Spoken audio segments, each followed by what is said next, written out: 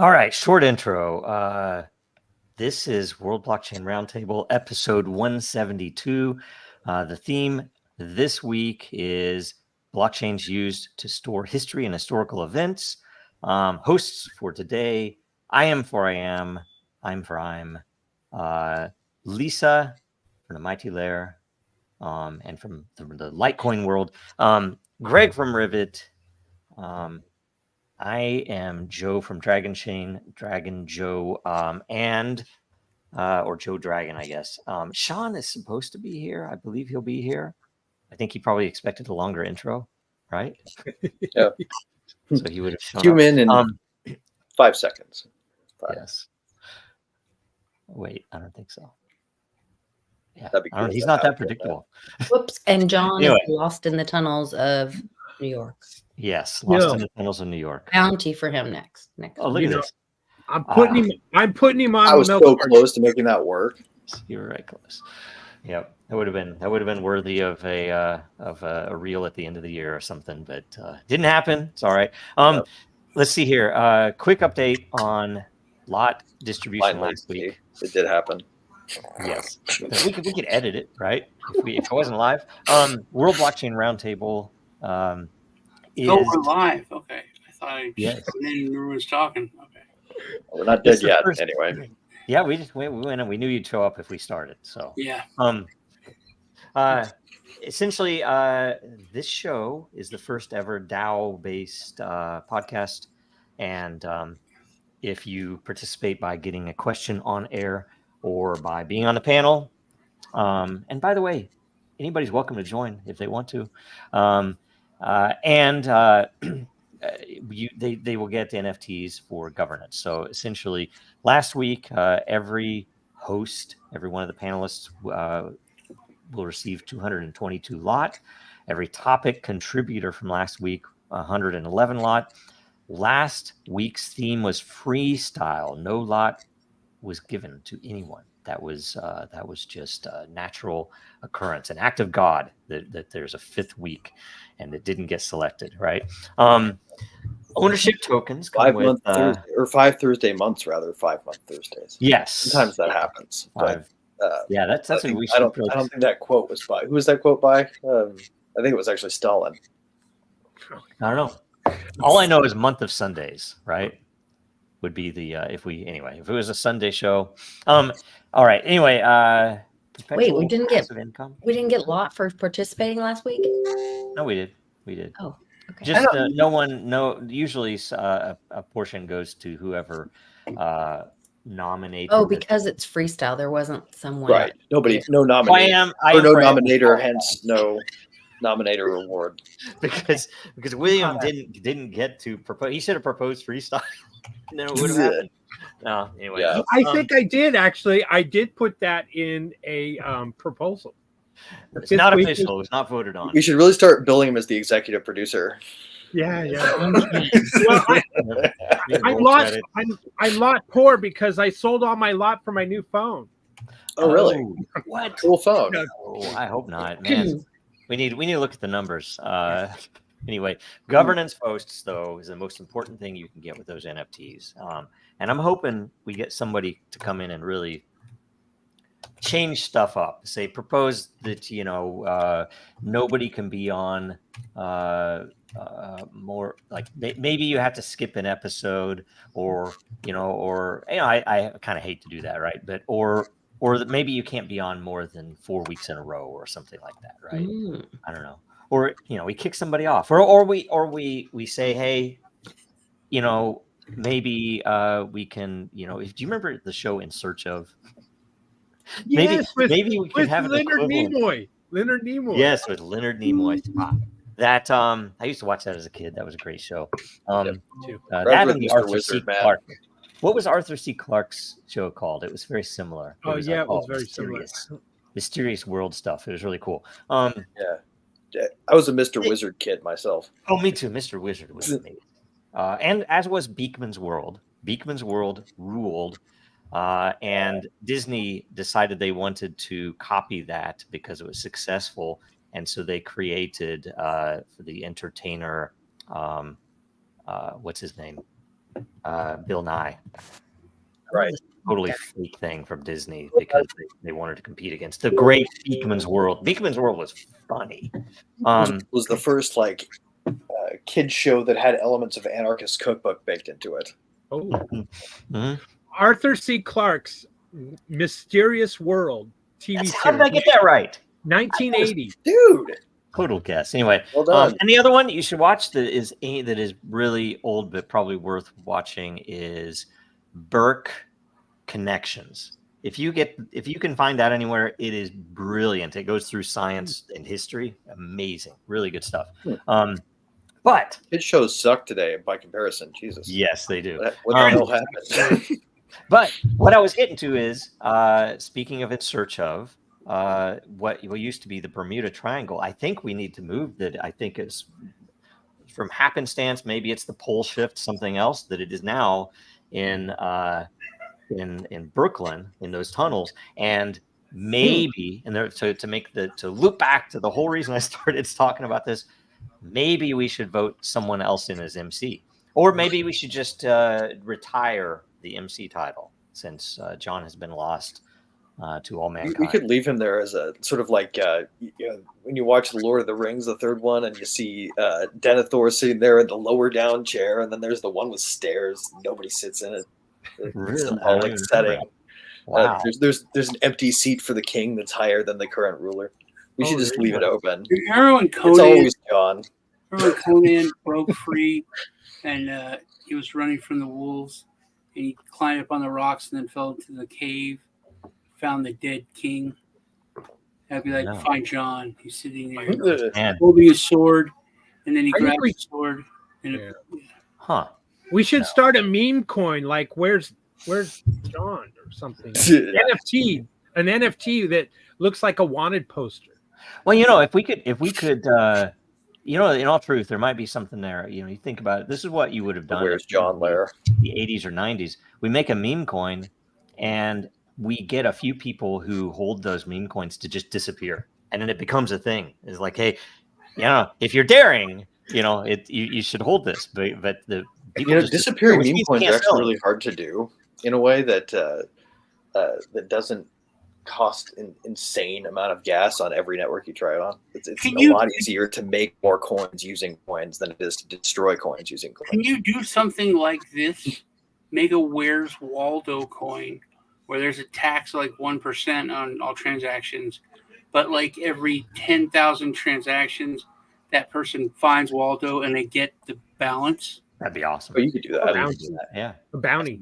Yeah, that would be. If we could do that, that'd be cool. You could even have the tax go into some kind of DeFi-enabled interest-bearing account where the pot itself is invested in. I don't believe in usury. Safe level of compound. I especially don't believe in crypto usury. Compound is under collateralized lending. So it's not usury. Where is John? We need John.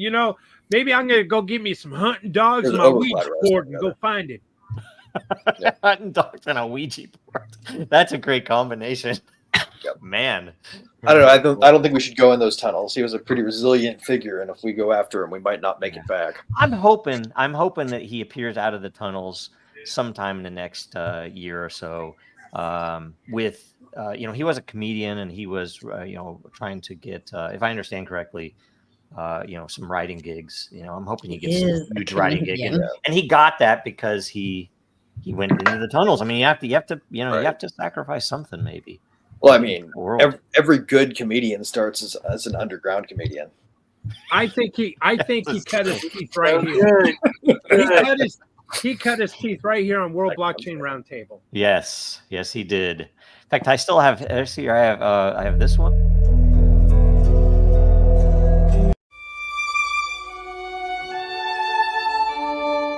Sorry, you couldn't even hear me talking. I had excellent commentary over the top of those, but I will say that I have always been offended or saddened that he never made one for me. I never had saddened and offended. Yes. Pick one, just one. Nope.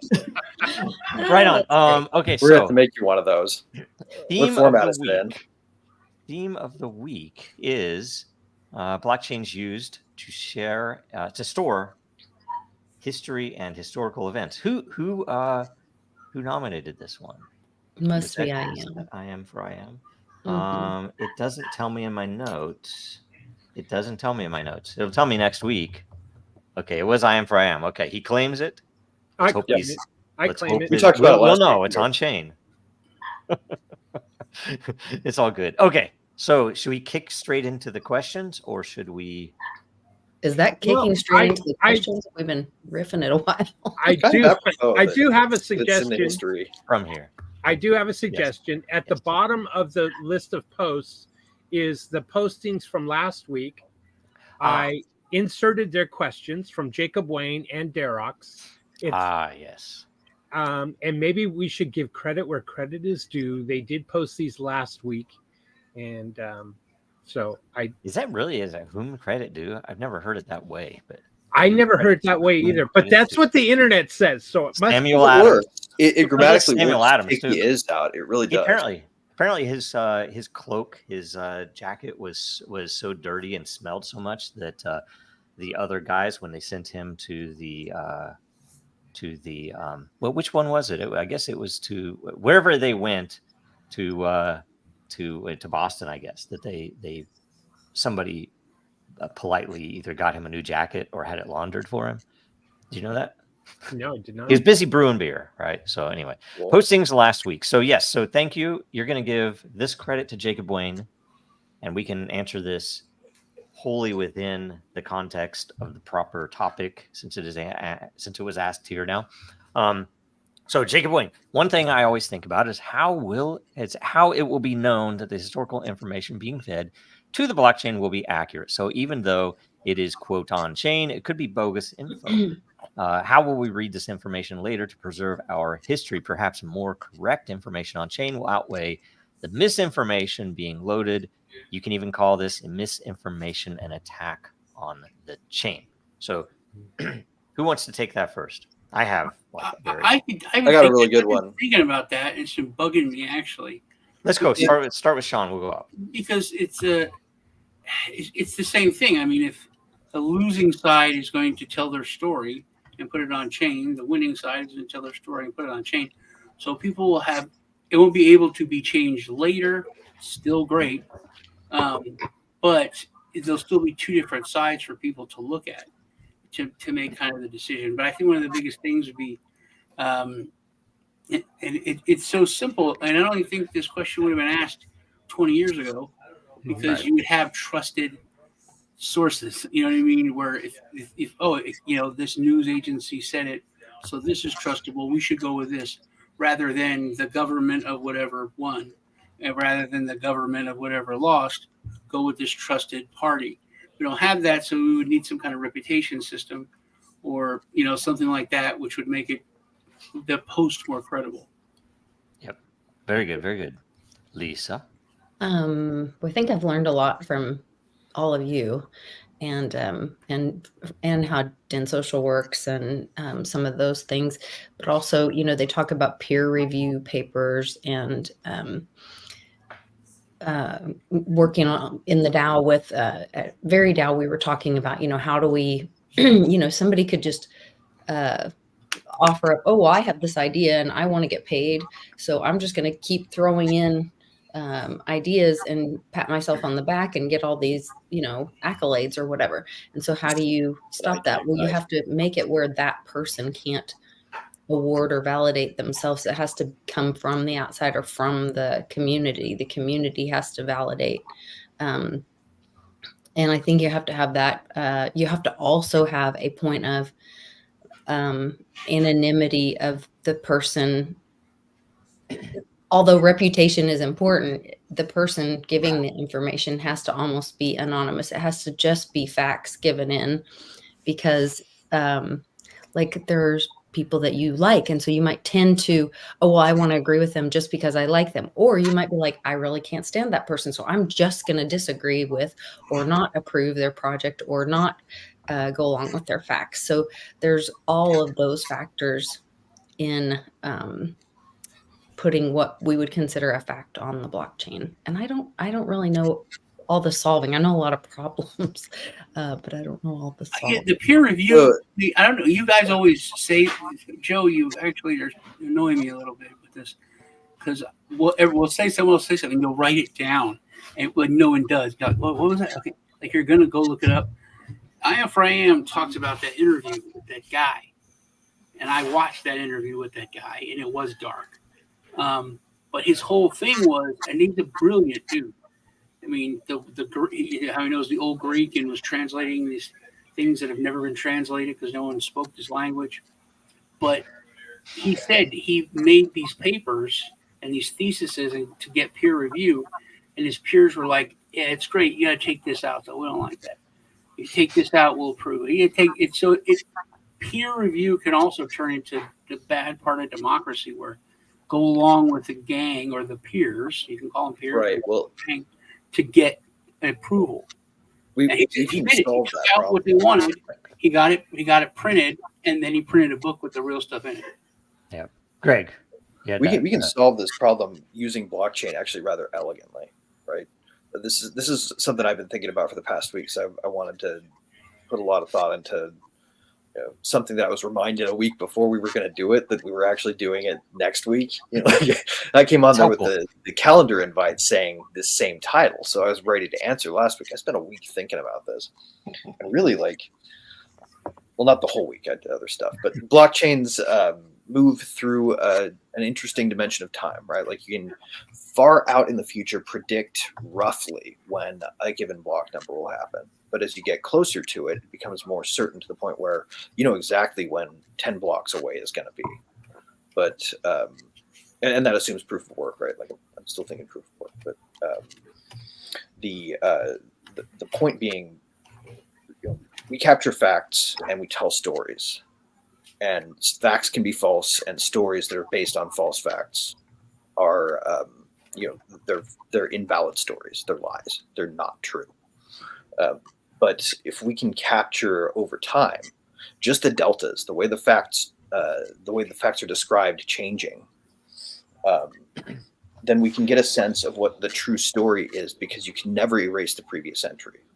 So somebody will inevitably always be way more honest about something right after it happens, just because they remember it better, not even because they're trying to hide it or because they're taken by surprise. So that can happen, right? And then you'll see the facts start to shift as people begin to shape them with the story. And if you can access each one of the deltas from where a claim first emerged into where it is now, then you can see what's true. It's just a matter of making sure that we capture facts that aren't easy to game up front. And those can be very easy to create, right? Like if you want to make sure that you're telling a true story about how old your car is or how much you've used it, you show the odometer, right? Technically, somebody could roll it back. That's really not the case with blockchain. That's the extra truth that you get from it, I think. That's how I would answer that question. Yeah. Great point, William. Couple of quick things. I like when he said, you can even call this misinformation an attack on the chain. I thought that was pretty clever. Yeah, you could say that. And that is semi-true. However, I would think that if all the facts are gathered and posted on chain where the information can't be deleted, destroyed, altered, changed, whatever, then later the facts can be sorted out, or I should say the postings can be sorted out to determine what is true and not true. Another reason I like Den.social. But to kind of push back just a little bit on Sean's point when he said, it used to be we would get our information from trusted sources. Now we've learned that those trusted sources, let's go way back, maybe like back in the Cronkite days, radio, the invention of radio, almost 100 years ago now. Breaking news, those weren't. Turns out they really weren't trusted sources, that they were mockingbirds, fed information. And that's certainly what we have today. And so capturing information on the blockchain, fact or fiction or something with an agenda, I think can be sorted out later by those that are professionals. And one last point I was going to make is is diaries. You know, I part of my teenage life, I was a Mormon, and they encouraged people to write a journal or a diary, and it was very powerful in that later down the line and years go by, you go back and you look at what you've written and you see what your struggle was at that time and what you were thinking, and you see that you were correct or you were wrong and you should have maybe acted differently or done something differently. But that going back in time to review is a very powerful tool, and it actually creates, I think, something in the brain that is kind of like an exercise, that is then fast forwarded to the present time, and it helps with your decision making. So that's a really good point, man. just that. Blockchain can do just that. And it's like a foreign concept now. No one. Well, have you ever tried to find old stuff on Google? I did it yesterday. You can't. You can go on DuckDuckGo and select a date range that's custom, but you can't get that information on Google anymore. I read a 2007 article about the FBI director Ray, back when he was deputy director of it under Bush. And reading it was just like a different universe because, I mean, especially because Republicans were Democrats and Democrats were Republicans with respect to censorship and free speech. But it was a bizarre world, and it just struck me how infrequently I view past records. One last thing, Wayback Machine. I was on the Wayback Machine when I was looking up e-gold, and I was thinking, oh, this needs to be on chain. It's going to get lost forever. You know. I remember the journal thing. It was a third or fourth grade. It was a requirement was to have a journal, and it was. And I remember thinking it was like just like part of life. It was part of like school, but I thought it was dumb, you know, because I know what I did. But I would like love to have that now, and just be able to look. I don't remember. Like I remember my teacher's name, and like 2 kids' names in the class, maybe, and Really? that's it. You know, there's so much that is just. It's. I guess it's in there, but it's not accessible. And if we had that, it would be a better connection, like with ourselves and our own, like we'd know ourselves better, which is something everyone strives for. And I feel like, you know, I was a very different person just, 10 years ago, 20 years ago, especially. And I don't know. It's weird. I think the journal thing is really a great idea. Well, related to the bogus info, I think what Sean said at the beginning. Totally agree with that.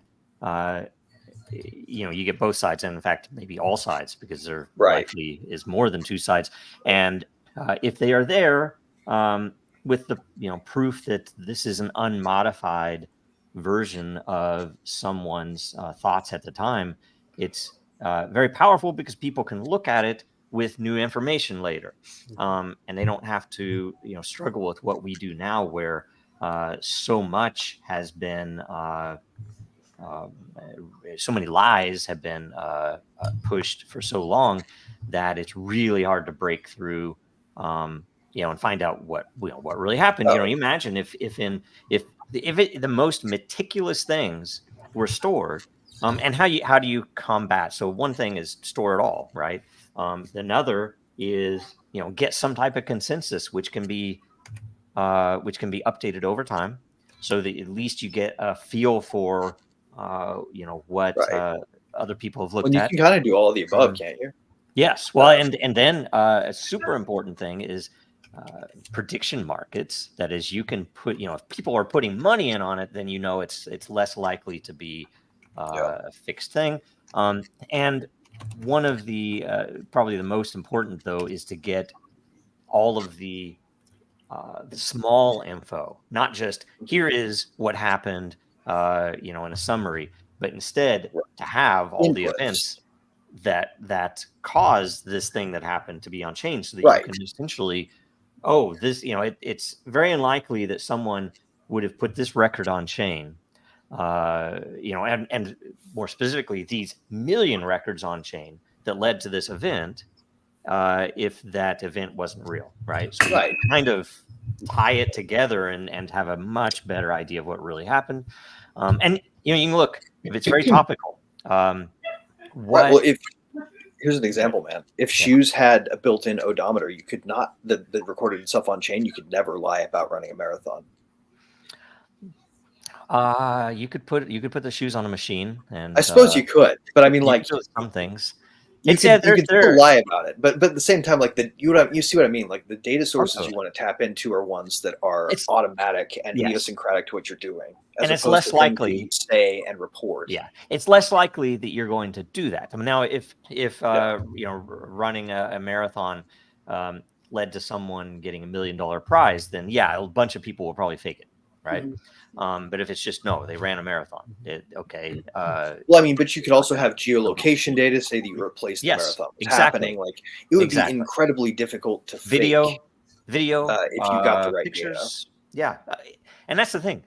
The amount and the quality of evidence behind whatever it is, if that was all on chain, it would be much help. And by the way, this is very controversial, but this just came up this past week because Tucker interviewed the podcast host for MartyrMade. He created MartyrMade, the podcast.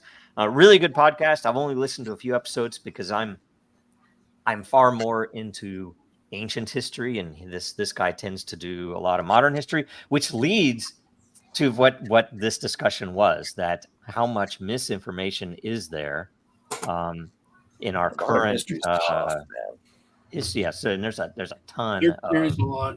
We don't have a lot of veracity after World War II, in my opinion. The saying that understanding is a three-edged sword. Your side, my side, and the truth. And the ancient history thing is crazy. Because my mom was a theologian, intellectual, but she was she had a doctorate in theology, and she was obsessed with the shroud. I mean, it's like a big thing. Talked about the shroud last week. Yes, we did. Yeah, I wasn't here, so we had this huge thing of the shroud. To me, it was like normal, and my friends were like, "What is that?" It's like the shroud of Turin. Like, you don't know what that is? And that was weird. But that they said it was wrong. It was from the Middle Ages, like 10, 20 years ago, and they said it was debunked, it was fake. And now they've literally, with the technology, pinpointed it to like 27 to 50 AD, which is the perfect time. So that's another thing that changes with, like you said, photographs, pictures, all that stuff, which used to be 100% proof, 100% accurate. But even then, it wasn't. You had that picture of Stalin where he got rid of one of his generals or whatever that were next to him, and that's a good looking Photoshop, and that was from way back when. So that is a hard evidence is a very tough thing. I will tell you, FDR and Churchill were part of the communist movement. Yes. Yes, they were. I was Jacobites were right, though, right, and not Hitler. I gravitated towards the ancient history because it was less. It was very obvious that anything that happened in the recent past, where the people that lived through it, even if they were kids, are still alive, was almost not worth studying because there was so much BS involved. So it was all colored by politics, and it was even getting a good grade was difficult because you had to make sure that you weaved your opinions into whatever the professor might deem reasonable. Yeah. Whereas with ancient history, that didn't exist. It's like, oh, you could hate or love Julius Caesar, and it wasn't going to get you a bad grade, right? And it was just more interesting because all of the I hated British history because they wrote down everything, and I don't want to know everything about all this, the BS that happened behind the scenes, right? Whereas in ancient Rome, ancient Greece, it was so foreign too. It was if you read books from back then, the way that people thought, it's almost like it's like an alien civilization that everything was different. It was amazing. There was a lot of friction between you and creating lasting content, right? Like if you were born in the Roman Empire, you had some knowledge barriers to overcome. You definitely had to have a decent pair of hands. Like you certainly had to have some physical skill with a chisel. You had to have access to the right kind of stone.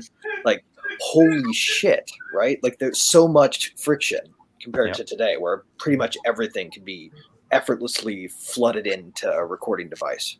You know, I think also when you mention ancient history, there's a certain sect of history and science where they got their own thing called Egyptologists, and there's such a divide where, hey, this is how it is, this is what these things are, we're Egyptologists, we're our own scientists. And then there's people like, this is all bullshit. All you got to do is like this. I studied this in university, and when I finally came here, I was like, wait, this doesn't add up. This is wrong. The Sphinx, this isn't eroded by thousands of years of sand, and and then you're just shunned. You're put out of the pier. There's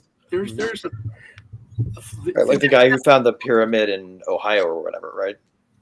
And then all the different points. There's a. But then it's so like the conspiracies are just begging, because it's like, hey, this looks like a pyramid, and it's right here at this point where there's the energy point of the Earth. And look at right here, there's grass, so we should dig here. No, we're the government. We don't want you to dig there. Why? Well, there's a bug there, or it's rare, or just no. In a lot of cases, or you haven't got the proper permits. Please submit your first draft of your environmental protection plan, accounting for these 5,000 things. Here are 10 experts that you can hire for $200,000 an hour. Yeah, we'll see you next year. Okay, that's a solid no without having to say no, isn't it? Okay, next question from last week from Dayrox. How do you determine what is an historical event? And how do you determine what is the truth? So let's go backwards. So start with William this time and go down. I'm going to go with the quantity of data. The more data that's put in, and the more people that can evaluate with trying to be objective, is going to sort out the truth. Prediction market, incentivized behavior. Again, I'm going to point to din.social's untapped resource. That is how I believe truth can be weighed. I should say data can be weighed to be fact or fiction. Data can be weighed to be what is true, what is not. And historical precedents, as well as ranking and reputation of the person who's inputting the data, can certainly sort it out what is true, what's not true. Din.social does it well. It just needs the numbers. It has a inherent prediction market. And essentially, if you plug in prediction market with blockchain, there you go. You can sort out the fact from the fiction. Yep. The thing I would add to that is you have to have breadth in your quantity. Like the key is to capture broadly, and capture is something that I'd like to call automaticity, not atomaticity, right? The automaticity. Like you want to capture data that comes out of processes. Like we're building a state machine essentially, right? Like the idea is capture as many states as possible, and then from there capture the deltas, the way that the states change from one state to the next. And if you can capture that broadly in ways that that are backgrounded, just like mileage on your car, you don't really decide to add certain amounts of mile to the car. You check it when you need to check it, but it's there in the background running. The same sort of thing with tire pressure monitoring, if you want to keep with the car metaphor, right? You don't let air out of the tire to get the pressure you want all the time. You occasionally add some or take some out, but but the data is there tracked as a state change from one instance to the next. And if you do that as much as you can, and you aim for breadth, so that you're capturing, like, one of my favorite quotes is, and I forget who said it, but the people arguing over gray versus black and white, and the guy who says, no, we need to have black and white if we want to have truth. The guy who's arguing for gray goes, well, but there's so many shades of gray. There's so many different things about this, blah, blah, blah, right? It's gray, not black and white. And the guy arguing for black and white says, well, why are you trying to replace my 2-color system with 1 color, right? We don't have a very good concept of the gradient that goes into gray, that includes black at one end and white at the other. Yeah. And we Ansel have Adams. to capture as much as freaking possible. Yeah, Ansel Adams, that's a good quote. Yeah. As much as freaking possible, we have to capture widely, and I think that's really the key to finding truth. May I add something real quick to tack on to Greg? You nailed it. In the movie The Matrix, they developed that new cinematography effect of mounting a camera that would go all the way around, and you would be able to see the action happen. And it was brilliant. And if you think of it that way, as everyone viewing a historical event and recording their point of view, and recording it, then later everyone can sort out, what is true, what isn't. Yes, right, exactly. Lisa, I think it's also what we're seeing, like with the Israeli war in Gaza. We're getting, two different opinions, because we've never really. They've been doing this a lot, fighting and debates. It's never been both sides so out there. Oh, dead babies. Yeah, the opinions are much different now, this time around, than they were 10 years ago, 15 years ago. Yep. So that's technology, I guess, joining in the fight for truth, being able to video and capture and share those points of view. Maybe it will be that all those things were there all along, being terrible, and we just couldn't see them. Right. Oh, yeah. Absolutely. Yeah. I thought so. His question was I was going to focus on the other part of his question. I'm sorry. Can you put how to determine what's the truth? Determining what is a historical event. A lot of times we don't know until afterwards, but I would say that has to do with the amount of data captured, or the volume of effect, or like noise that the event causes. So you're saying, like, not just breadth, but many dimensional, right? Like, you want to capture as many dimensions as you can. Yeah. Yep.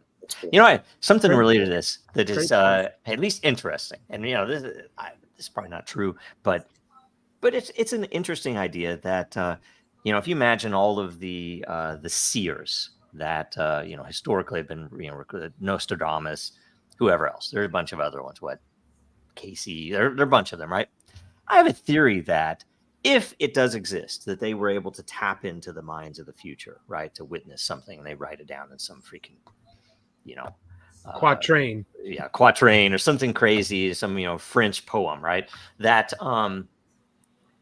wouldn't it make sense that they the reason that they call out the volcanoes and earthquakes and the end of the fires and all this horrible stuff happening is because we now have freaking 24/7 feeds of all the shit happening in the world, right? There's death going on everywhere through how much of human history, but now's the first time we all see it all the damn time. That's biblical, Joe. I mean, they say that, like, we'll be able to see everything when Christ comes. But imagine if we had all of this technology, and you just, like, transported it back in time to the era of the Spanish Inquisition. Whoa! Time out. That's one of my questions later. So anyway, the thing is, I do think I agree. I really wish one of us had a Monty Python clip right there when they.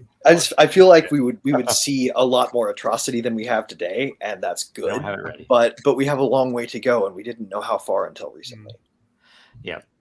One way or another, Just got a lot of good stuff coming up here. Just I didn't know you could the Smithsonian only allows you to dig 16 feet, but that was I posted put it up there.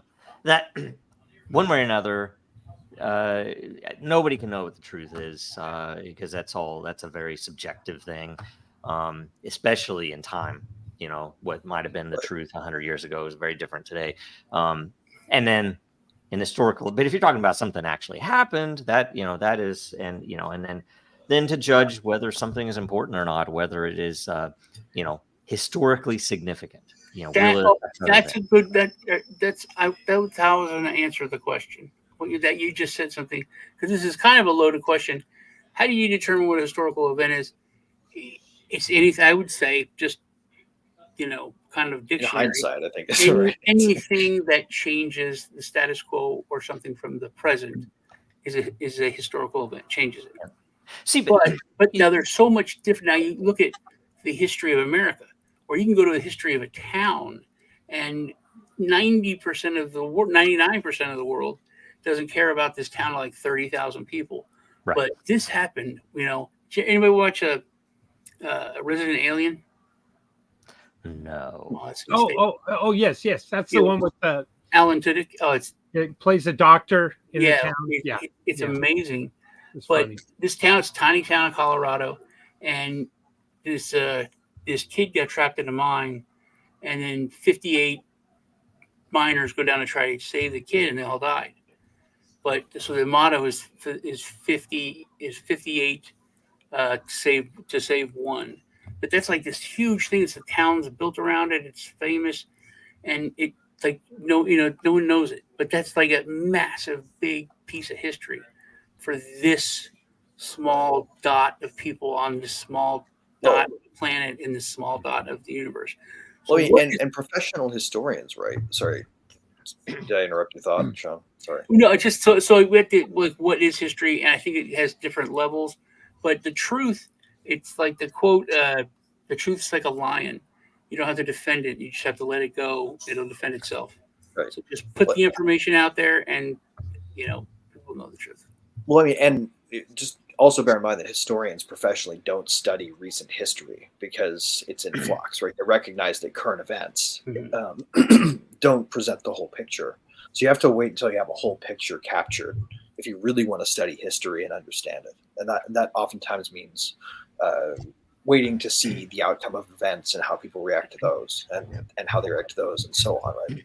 It's chaotic until a certain point. Especially what you were talking about before, Greg. In my opinion, historians should be seeking to record current events in a way that they can use them later, and they're not. And we, if blockchain and crypto hadn't gone the way of tribal numbers and stuff, it would have been a pretty noble project to say, what if we found a way to incentivize both the collection and evaluation of every type of data, because it would be including, small town data, personal data, things that might matter in the future and might not, right?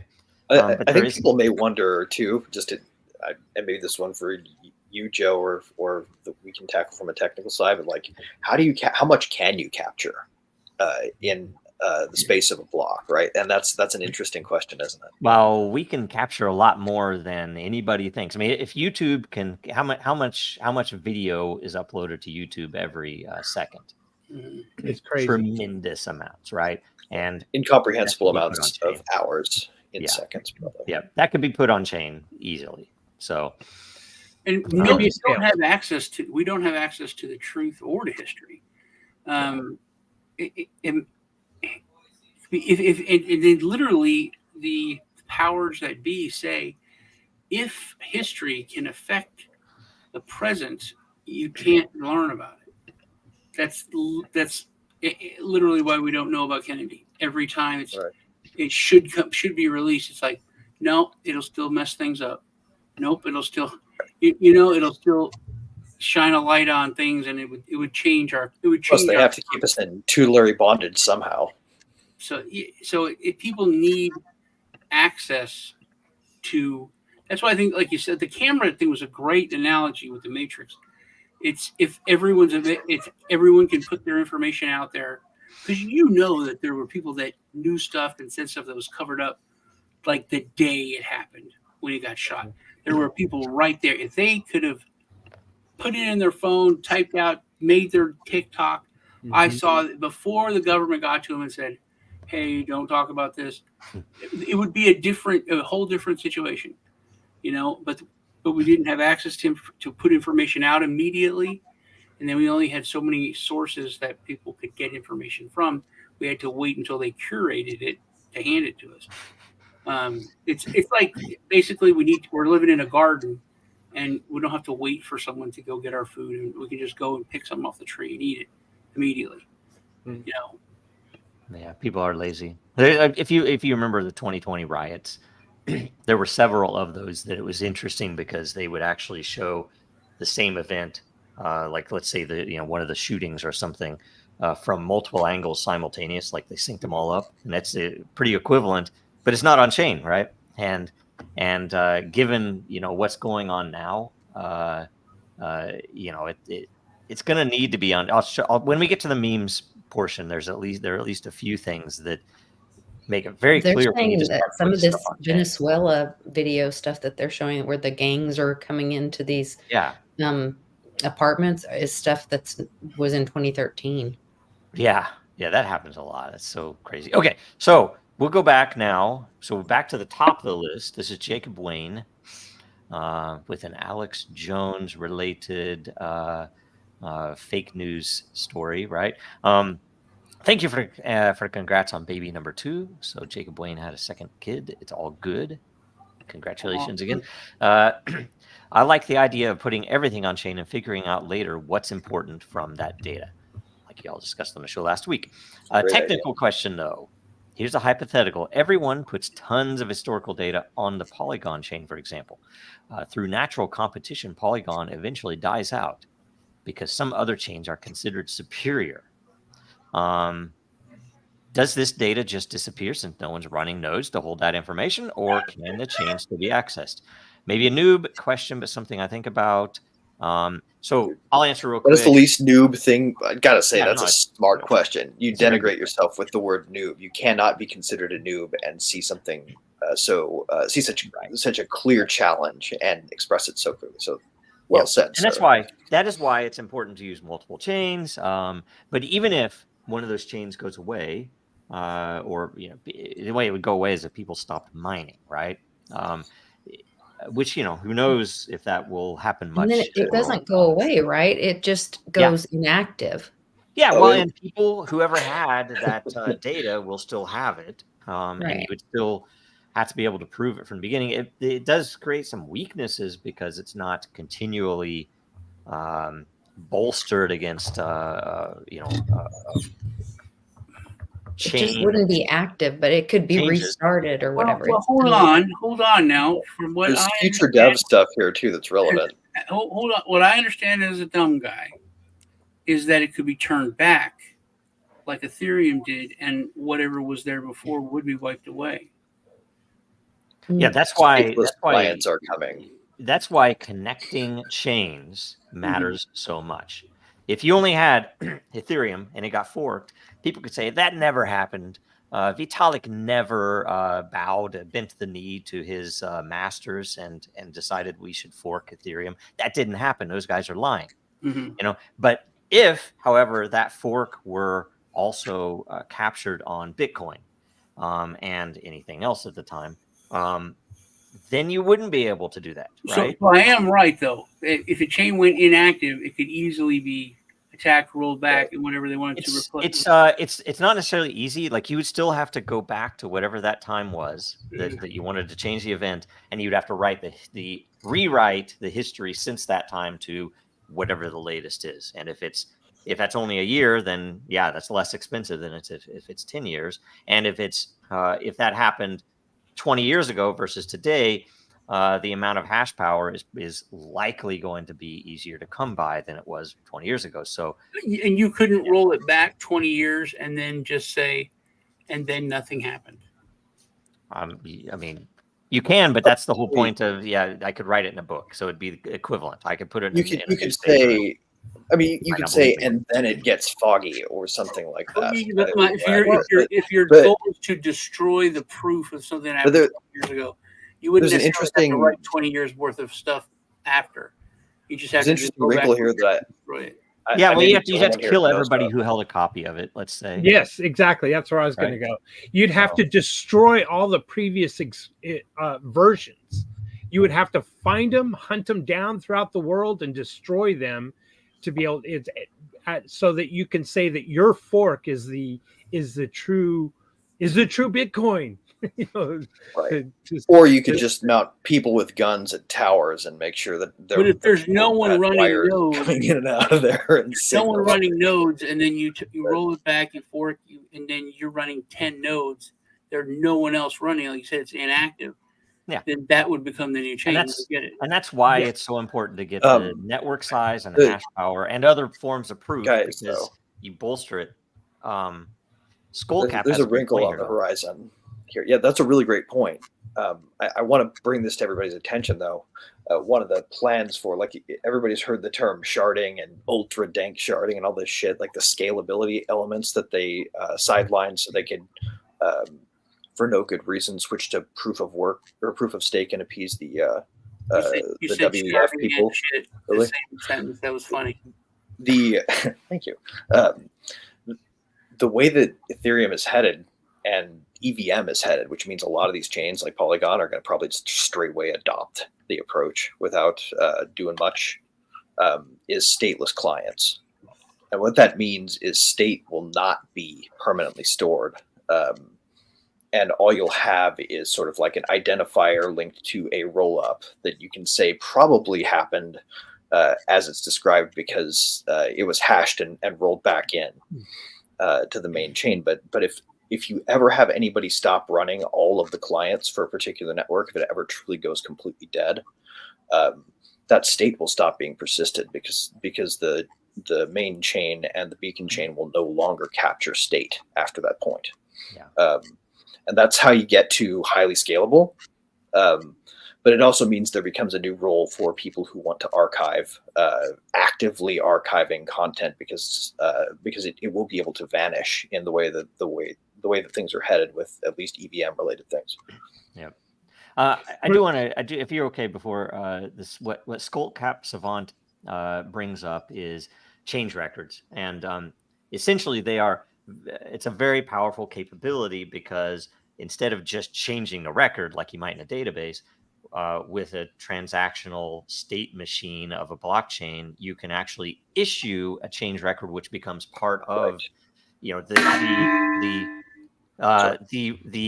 entry that was in mistake or in error or didn't have enough info is still there. So you can still inspect what was said, how it was corrected over time, and that's a positive thing. It's not an attack on the chain or anything. In fact, like Git. I think it was JP Morgan or it was one of the big banks had a patent that they put in around 2014, 2015 that everybody laughed at because they tried to patent the ability to actually change a record on chain. And I'm like, that doesn't even make any sense. As if you're an accountant, you would want to keep the errant record. The lie to the cartelization that is proof of authority, doesn't it? Yeah.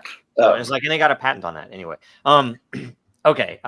Who else wants to weigh in on? I just want to. I just agree. I'm going to double down. It was a brilliant question, and if you think of it in terms of, let's go fast forward, into the future, and an archaeologist finds this, laptop, and it's got a connection that is restored, and maybe to Polygon or something like that. It might be able to be recreated, and because I know Jacob Wayne, think of it in terms of. Someone discovers a VCR tape and a VCR and they go, wow, if we only had the machine to create this, well, maybe an AI could recreate a VCR player to replay the VCR and gather that data. So just because the machine is dead doesn't mean that it couldn't be someday resurrected and the data contained within, even though it's encrypted. So maybe they'll just reminded me of that South Park episode where Cartman couldn't wait for the Wii to come out, so he froze himself and ended up transported 2,000 or 10,000 years in the future. And then when he finally got his Wii from the Museum of Technology History Ruins, they couldn't plug it into a modern display. That's the worst. Standards. History is also kind of that which we don't lose. So it's sort of bounded by what we don't lose. By the way, there's an entire subject around the preservation of history and the fact that if you have it in a digital storage medium, that it is not apparently, at least all of the experts think that it is not as sound or as safe as if it is written on paper, because there are too many issues and too many unknowns. In 1,000 years, will your thumb drive still hold the data that it holds now? And then different types. There's a whole range around it that if something's very important, they will archive it in multiple mediums. And DNA is put it in, solution, right? If they put it in an electronic medium, they have to store with that medium, with that content, they have to store the device that is with which you can read the medium. So they have to archive the device and the medium. And there's a lot of stuff around how it's archived on paper. It's super interesting. Degradation. Yeah, paper is really good. Like VHSs was a great example. They turn to crap after not long. Yep. I mean, you can buy a brand new in the never opened unwrapped VHS from 30 years ago, pop it in, and it is bad. It looks like you recorded it with a handheld VHS recorder now. Yep. Every single play loses a little bit of fidelity, right? Yep. This is magnetic. It's actually kind of true of DNA too, at a much slower pace. But like DNA is really a really good storage medium for long-term capture. True. Because it's the only kind of self-repairing storage there is. Yeah. Well, and that's the other thing too. There is. It's interesting in this subject that there have been people who have for instance, there's a theory about alien life forms, that if an alien were to communicate with the universe, the most effective way would be DNA, because it will.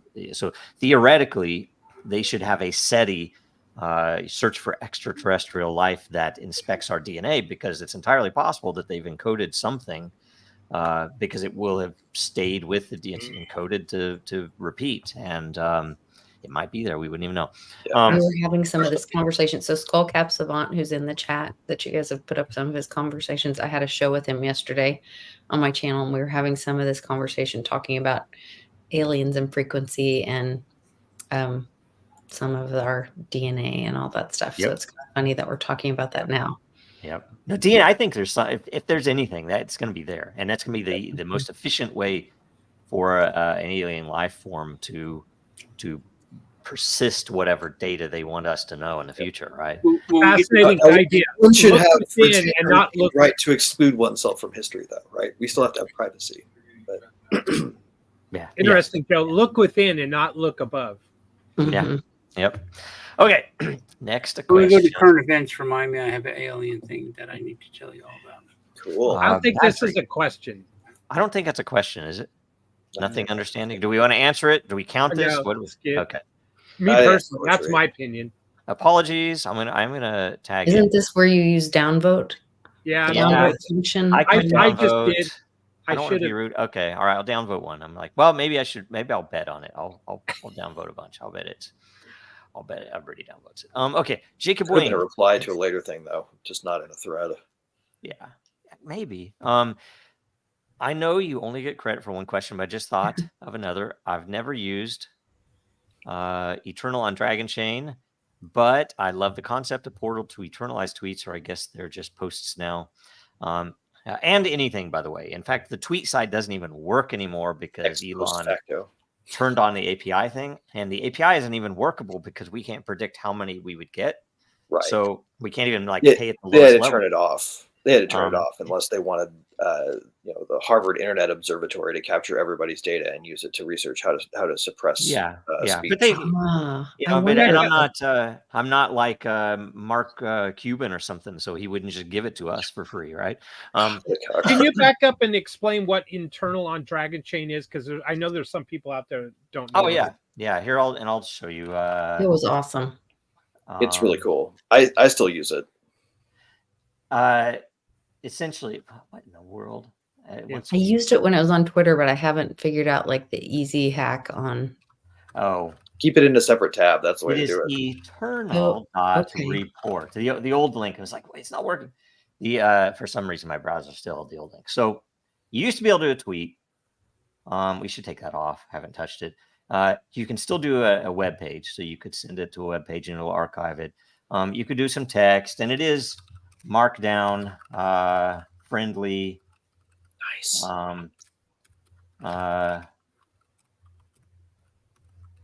What's the website? Eternal.report. And essentially it puts it on chain. Hopefully, it's working. And it'll go through the whole Dragon Chain process where it goes through the 5 levels, so there's the 3. And you can go look at all the raw data for it. And in the end, so, really quickly it gets through 4th level.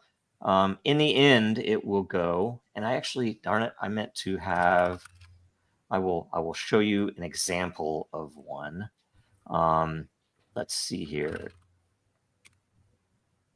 There we go, my demo tabs. Let's see here, Eternal. I think this is probably the most appropriate one, if I can find it. And sorry, I'm refreshing.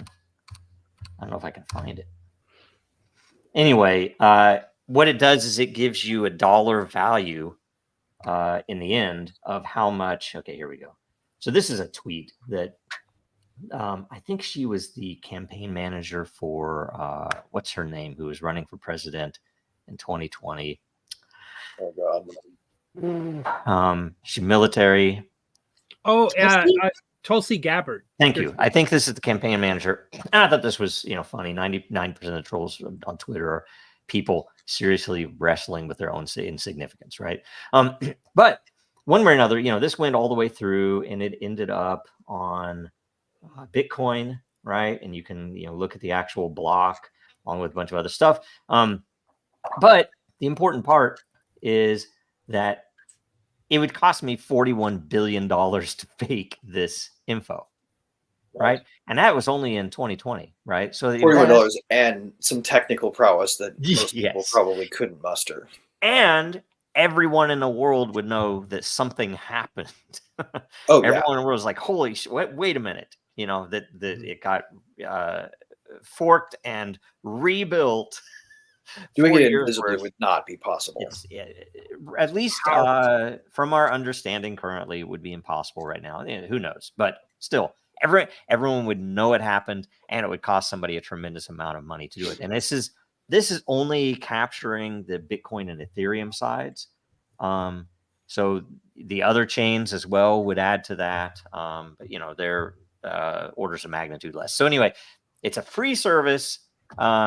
We want to actually build this out. We have a plan for it if ever it were to get funding, that essentially what we wanted to do, you imagine this, is to incentivize people to effectively bet with their subscription fees. So you subscribe to it, you would get extra features, you would get, you would have any limits, you could store stuff. But essentially with the money you're paying, you would be able to vote with your money on which channels are most likely to be canceled. And so it would be like a World Wildlife Federation endangered species list, but for content, endangered content. Yeah. And essentially the beauty is if you put your bet on that content, let's say 4chan politically incorrect, or let's say some particular politician's Twitter feed, that if you put your money on that, you would essentially hold NFTs for ad space on that content, which is no longer available anywhere else, right? So essentially, the only place you can see this content that everyone will point to, you own ad space on it that you could sell to somebody or whatever else, right? So that's the, it's basically, how can we do what archive.org is without the risk of rather than let them freely sponsor history in advance? by Yes. Pfizer, right? Like, yes, exactly. And and what has Pfizer can still be on history, but history can't be on Pfizer. Exactly. And archive has been they've been attacked. They have lost or deleted information, right? So it's like people are still using it as a trusted source, but there's no proof that what you see there is true or real, I should say. It doesn't have to be true. It's just that it was really the web page or really the content. There's nothing there to prove it, and they have knowingly deleted stuff too. So you have to think about it. That's not good enough, and it also they have to beg for funding. Like Wikipedia does, right? So it's this valuable. was just Wikipedia doesn't have to beg for funding anymore. I read a story about them that they're quite a bit dirtier than that.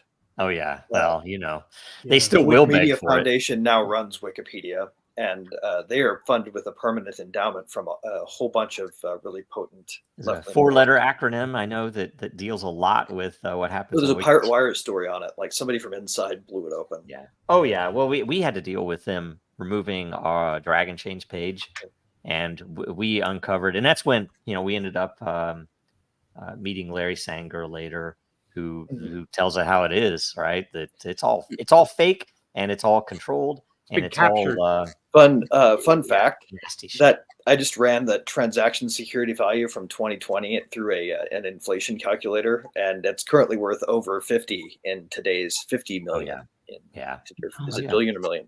50 billion in today's billion. This again, for everyone watching, listening, Eternal Report. Imagine if whistleblowers uploaded their data to this thing. It's recorded onto a blockchain. Now their data can't be altered, changed, deleted. You know what I mean? Yeah. And then they go out and they do their whistleblowing and say, hey, this is the real information. Here it is. Here it's been archived on chain. It cannot be changed, altered, deleted. Here it is. Yep. Powerful. By the way, though you would need like a plausibly deniable rubber hose like front end, right, where you couldn't tell where it was coming from. Yep. Yes. And Greg, start thinking about it, because that is next week's episode on World Blockchain Roundtable is blockchains for whistleblowers. So start thinking about it. You'll have a whole week to think about it. Okay. Anybody else want to weigh in on this? A lot. This, I guess, Eternal Report is that because you can put full documents in there. You can put full text. A lot of people do. And I don't even know. There are literally millions and millions of entries on Eternal Report. So we got a lot more when it was plugged into Twitter. Damn you, Elon Musk. But Eternalize it was really great handle too. That wasn't even written by us either. That was written by somebody in the community. They just wrote it and it worked. It was great. Ours was banned. You know why? Ours, I had the brilliant idea, stupid idea of having the eternal response if somebody called it. And I think it was, oh no, I can't remember what it's called. It would quote the original quote or the original. You probably hit a like DDoS level. No, it wasn't on the way back in. We got banned along with John McAfee when he said the N-word. So it said the N-word, the bot said the N-word, boom. You quoted it back, right? Yeah. Basically, anybody who said anything at it can say one of the magic words that will make you disappear, and you got disappeared. Yeah, it worked. John McAfee did it. But then somebody else added that, and it worked. So anyway, anybody else want to weigh in on this? But I think sorry, I went on long. Portal or place to do historical events. That piece of it is really I think Eternalize It would have been my first example, or Eternal Reports, I guess. But there are a lot of others actually. Go ahead. When I was with a company that worked for state governments, we actually built this technology that you could version a database and still make it rapidly, like completely integrated with real-time applications. So you could query it and write to it, and it would still version every change. and it didn't slow down business enough. Like, because it takes a while to do a commit. It's not super super light like a typical database read or write. And we put a lot of engineering time into making version databases that changed every time you wrote to them. Still functional in that kind of environment, and that kind of technology is out there. Like, actually, if you guys ever want to check it out, it's called Propylon. It's weirdly spelled, but I'll put it in my footer in case anyone wants to go look at those guys. They make some cool tech. Oh boy, the next one. I'm gonna this next one is gonna be a good one. I am for I am. How many people would have been red pilled in the past had blockchain recorded significant events in the past? JFK's assassination, Gulf of Tonkin, WMDs in Iraq, COVID origins, masks, lockdowns, ivermectin, hydroxychloroquine, 2020 elections with blockchain voting systems, Russia-Ukraine war, Gaza, genocide, and now imagine if history started being recorded on a blockchain. Imagine if people wanted blockchain truths rather than Meta, TikTok, Google, Corp, or an AI search, or if DIN were the gold standard for community notes. What future events could be prevented? What wars averted? How many lives could be saved? Can you imagine this future with blockchain as the go-to for truth in history? Right, like public entry and exit records on all stage 4 or level 4 CDC facilities globally, right? Like, imagine if you could tell who went in and out when, so you could connect, like certain typhoid Marys to certain outbreaks of dryland drowning syndrome. This would be plausible.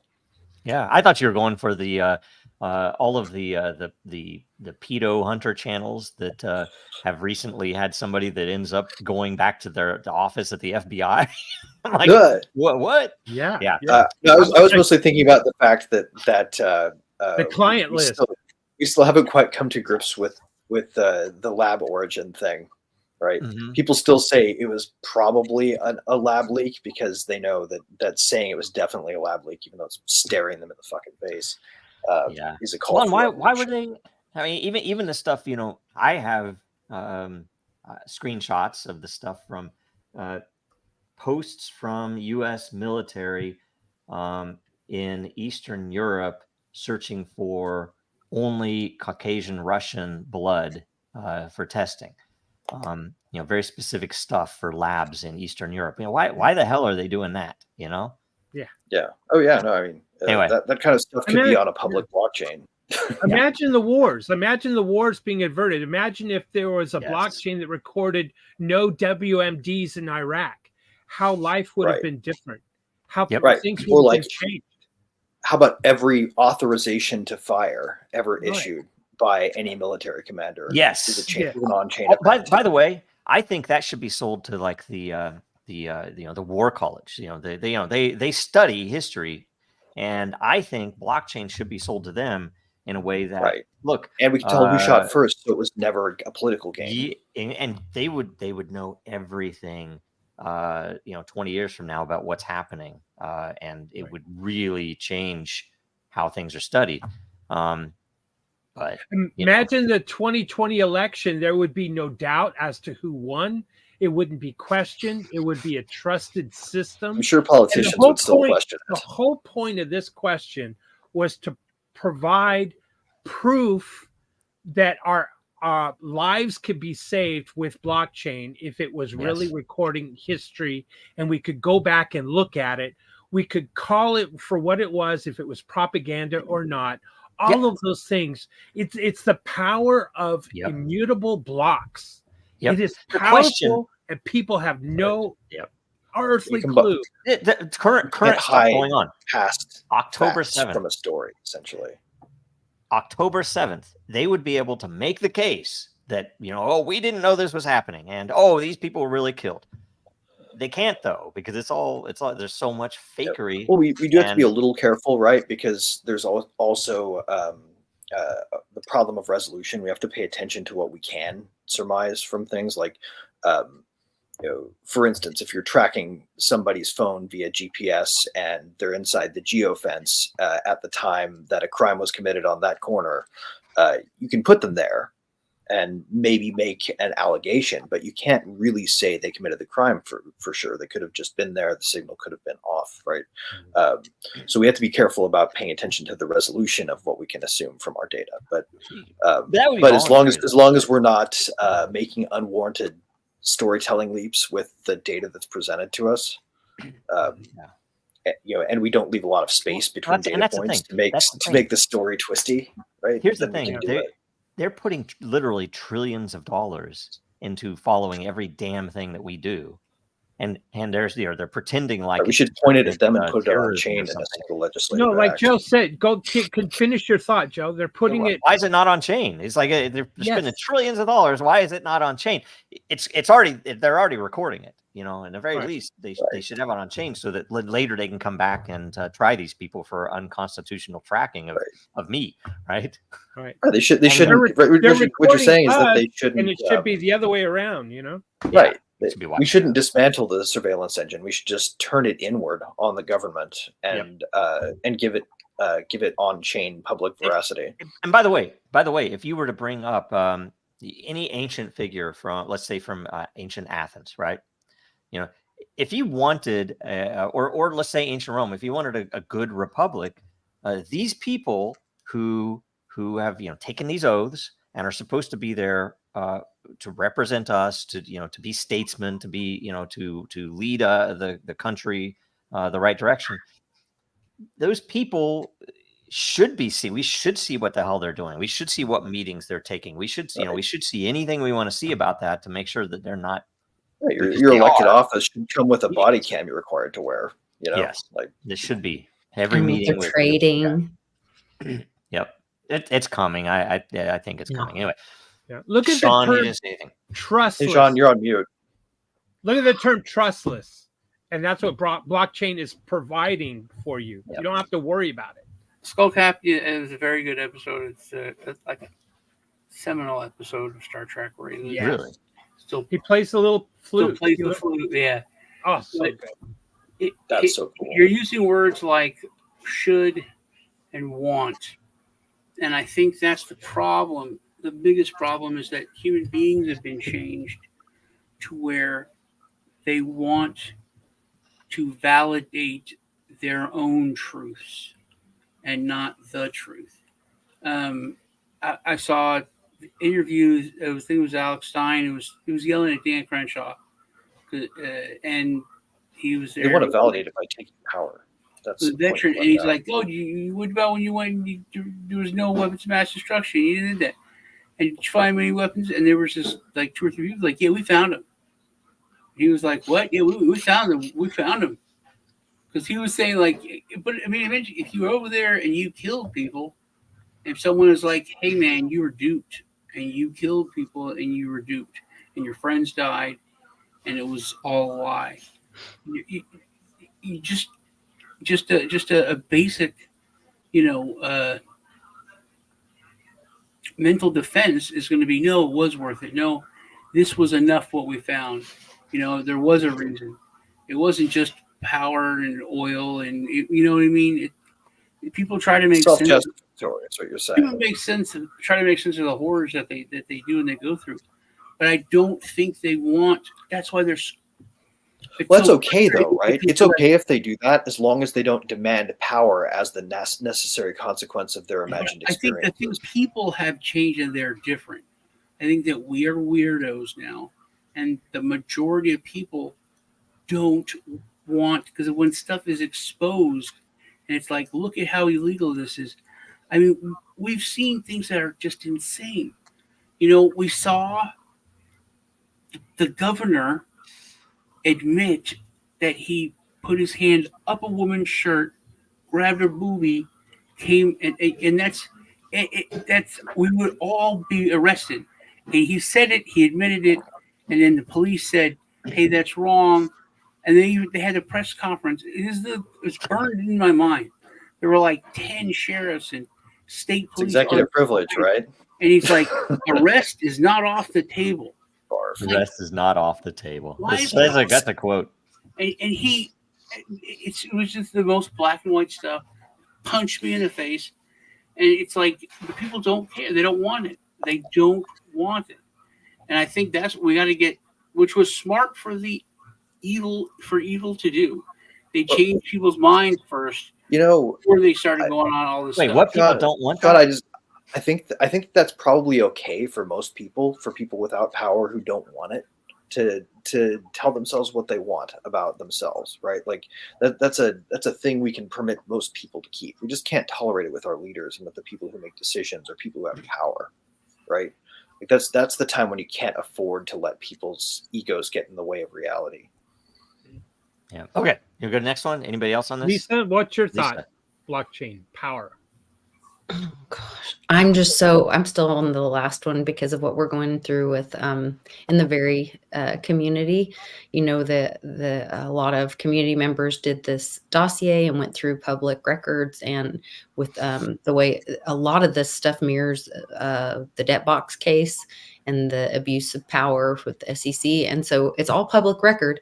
But then they brought attention to it, and I'm like sitting here going like, oh man, I need to talk to some people and get all of that. So they put it on IPFS servers because they were worried about like is it DDoS or DNS attack or DDoS attack or something. If you put stuff on regular websites, you can get attacked. So they put it on IPFS would be hard to attack like that. Yeah.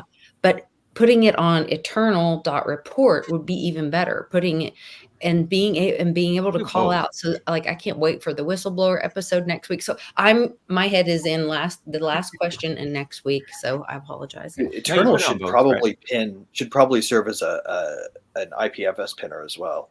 That'd be a cool thing for it to also that'd be smart. So could that be done? Like, could the dossier and those IPFS addresses be captured on eternal? Oh yeah. Well, and you can recapture the content. You could capture the hash of the content. Like say right now, you can't put a video on Eternal unless you encode it. You could encode it and put it on there, but it'd be big. Well, if nobody's pinning a thing, it goes away. So like Eternal could potentially provide an anchor for knowledge that'd be a premium service there. Yeah, that'd be premium. Service. I love it. Yeah. I'd buy that. Anyway.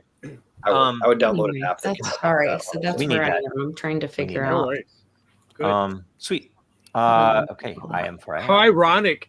We just mentioned Star Trek, and I put this up last night. Make it so number one. You know, I never watched this new generation, right? Yeah, next generation. It was the best. I've seen Picard was the best Star Trek captain. Yeah, really. Right no, okay. No. I know, Sean. I was ribbing you. I'm sorry. I couldn't help it. Cisco. Blockchain is a valuable tool to record history and prevent its deletion by the victors. Picard to Riker. So how do we make it so? How do we do this? I already gave my answer. We need an incentive for people to store it and a place for them to do so. Right. Anyway, who else? That's my answer. I'm going to say expand din.social, where it's written to a blockchain, and community notes is incentivized with its behavior network. Incentivized behavior network. I would say make it so with din.social. Right on. I agree. Anybody else? I would say we have to do it fast and then slow. And the fast part is the part where we build sort of a basic, stable, stand-up, decentralized infrastructure stack that you can run everything on from top to bottom, and it can be done unstoppably, right? Like you can't have a Roman storm that the Department of State can go after, because if you do, then these things will get targeted and these things will get taken down when they become inconvenient to power. And that's where we risk the most loss of information right now. Right. So first thing we need to do is have a thing that no matter how inconvenient to power, you can't stop it. You can't erase it. You can't block it. And we're not there yet. We're almost there. But that's, to me, step one. And that has to be done fast because they're catching on quick. Right. They're getting more and more effective at undermining the best projects that push us in that direction as time moves. So if we don't do it soon, we won't be able to do it because they'll find a way to stop it. But once it's online, we can take a deep breath, right? And we can start recording everything methodically. Yeah.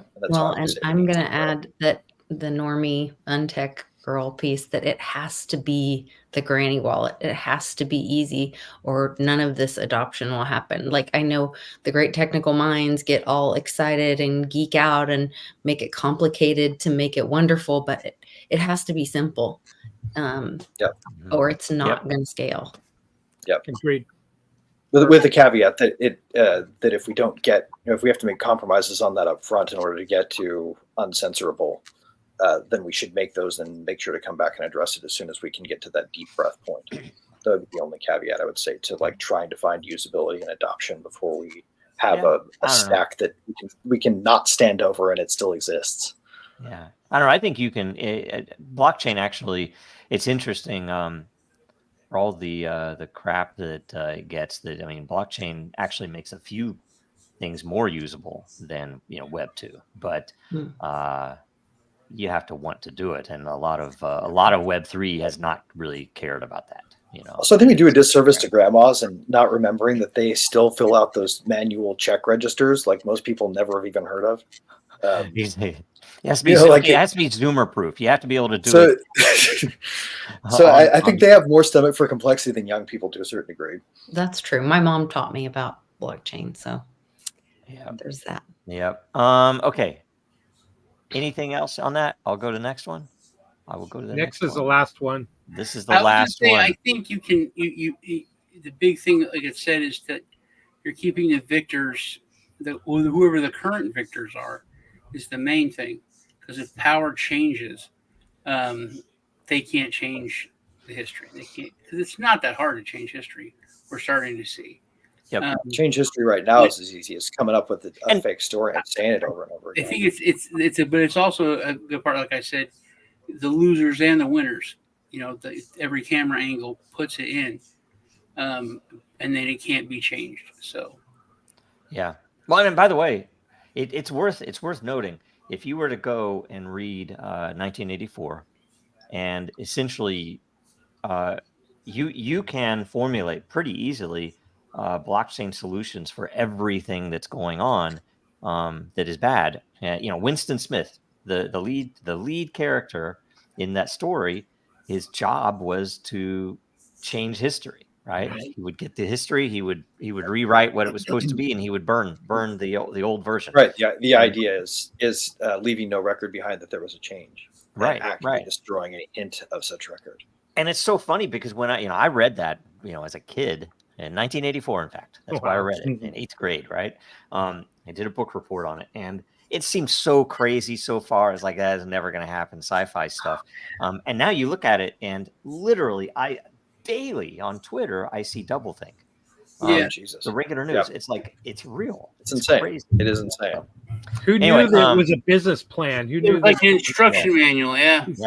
Yep. Okay. I am Brian. I submit we're losing the battle of recording our history. History is written by the victors. Centralized systems like AI are sweeping the internet and presenting history as incomplete, inaccurate, and biased. We have the tech to record today and yesterday's events. We have the tech to prevent our history from being corrupted and lost. Today, Google search algorithm spews what they want us to know. They change dictionary words every freaking month.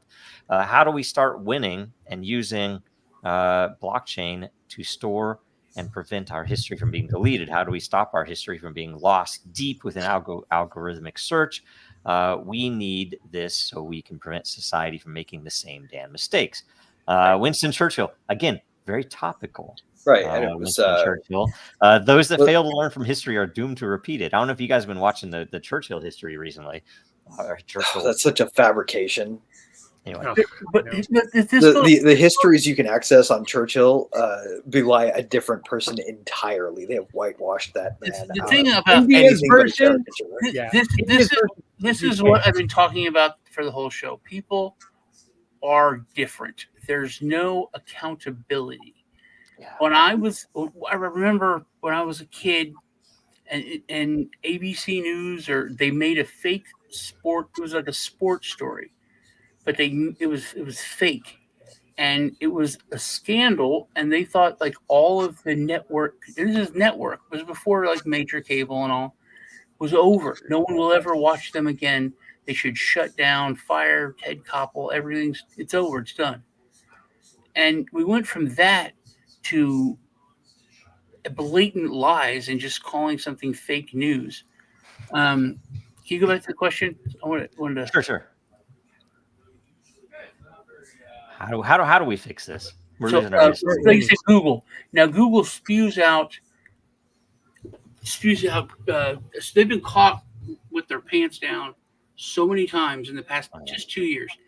They should not be allowed to exist. They should be done. They should have been broke up.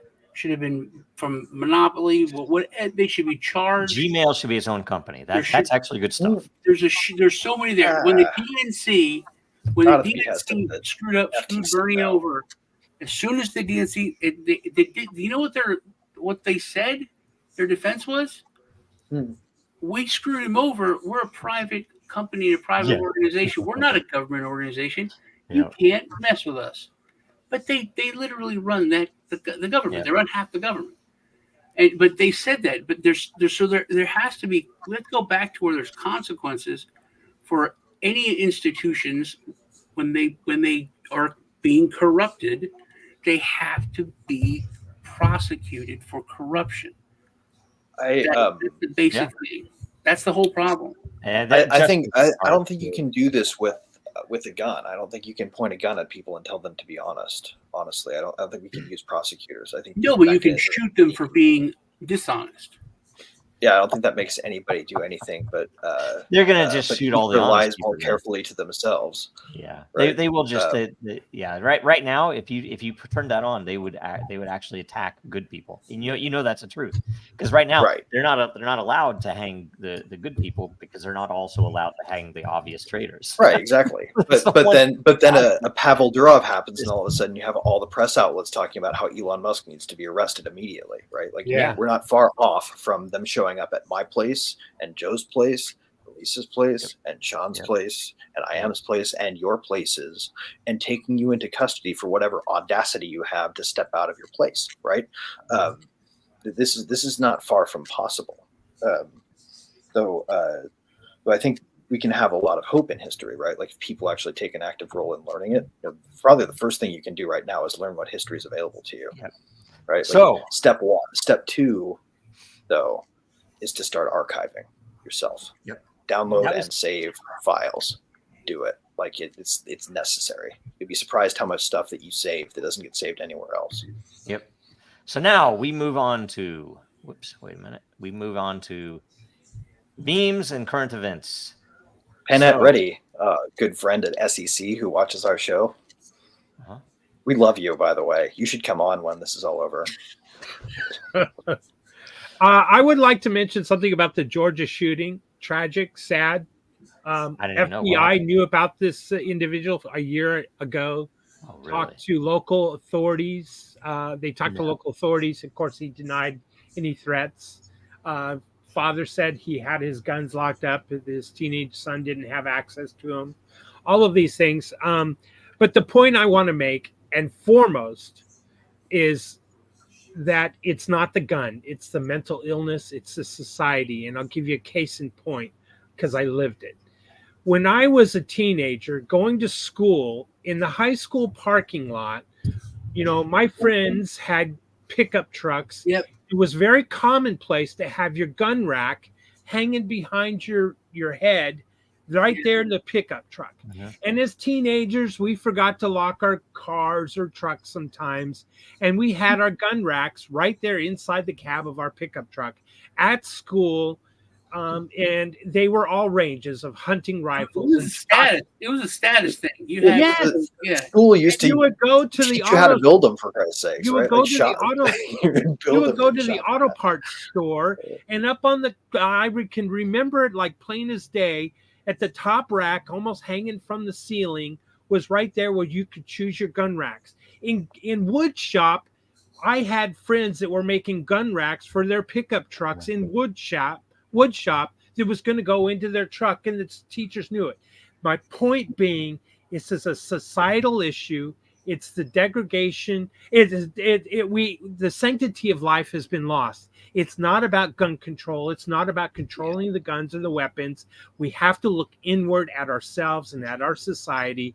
It is not the gun or the axis of the gun or the axis of the ammo. That's what I'm saying. Right? It's what I've been saying. It's our societal problems, and people have changed. It's not that we need this or that. We need to change. We need to go back to the way we were. I mean, not only do you not build gun racks in wood shop, there is no more wood shop. That's done. Right. There's no more mechanic auto shop. There's no more metal shop. Wood shop is now a training in how to outsource your wood shop work. it's and they did it under the guise of money, but it's always just. My kids still had metal shop. I don't think they had. Wood and metal shop is an educational course in how to make contacts in China. Okay. I just remember it's like I grew up in Dodge City, and same thing with the gun racks, and same thing like it was actually a status symbol because all the kids who lived on farms would have cars years before any of the rest of us, right? Because they could drive them around. It was like, oh, you make friends with one of them. You had a hardship license at 14. Yeah. Yeah. They called them farmers' licenses here. Oh, they called them hardship license in Oklahoma. I don't trust the FBI. The FBI needs to be disbanded. The FBI knew about this person. The FBI needs to be disbanded. I think maybe it's a setup. They want this to happen to bring about more, division in our and to take away our Second Amendment rights. That's what it's all about. They're going to allow it, just like maybe they allowed the breach on the gap, so allow someone to climb a roof in Pennsylvania and take out a portion of a person's ear. I think here's an interesting idea. It wasn't intentional, but it was like laxed on purpose. How's that? Here's an interesting idea. Does the Second Amendment protect weaponized information? Do disruptively effective memes and words and phrases and images count as weaponry when the government calls it that? Right? Information weapons is a class of weapon in our military now. Why is it that actually, last week there was a very landmark case on that because the judge ruled that machine guns are legal because they are a gun, and the Second Amendment is for any kind of gun. Arms, right? Yeah, duh. The fact that it is a gun, so not words, not weapons, not like knives. It's specifically for guns, which is now going to go to the Supreme Court. We might be able to get machine guns back again. But sweet. Well, technically, you can get those back with a 3D printed switch that's really cheap and easy. Well, I mean, you can buy them now, but they cost like 10 to 20 grand for like a basic one. They have to be made before a certain date. So, or just get a friend with a 3D printer. A lot of people don't want this to go through because they're making tons of money. People that have old machine guns are making buttloads of money. Oh, right, Baptists and bootleggers. Right? It's always the coalition. I would say that if I were in high school and 3D printing was possible, we would be 3D printing guns in our 3D shop class in high school. That's how far we've come. And if we had an honest education, it's weird. Nobody's talking about additive manufacturing as the way to train people now. Jesus. They should have 3D. I remember my favorite coach. No, he was my favorite teacher. My favorite teacher. We were doing, it was history, and we were studying like Native Americans, and he wanted to have a potluck, which was weird. Everybody had to make some kind of food, but he was like telling people, if you can hunt.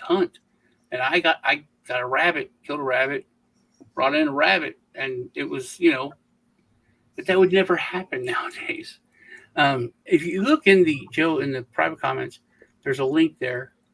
I think I have it already. Is it this one? It's go take it. No, it's not that one. Take you to CIA.gov.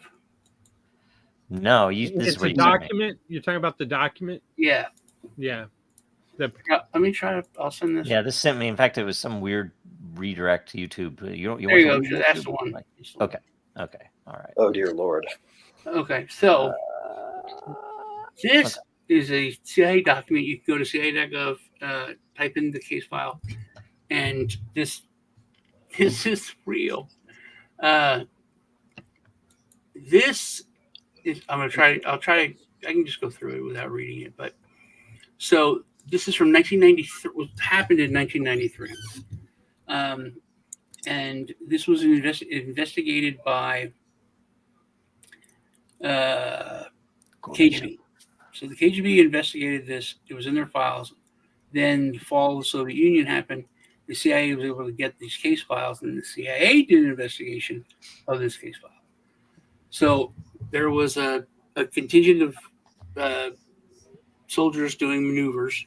I think it was around Ukraine, and a flying disc came down and was flying around them, and they were very freaked out.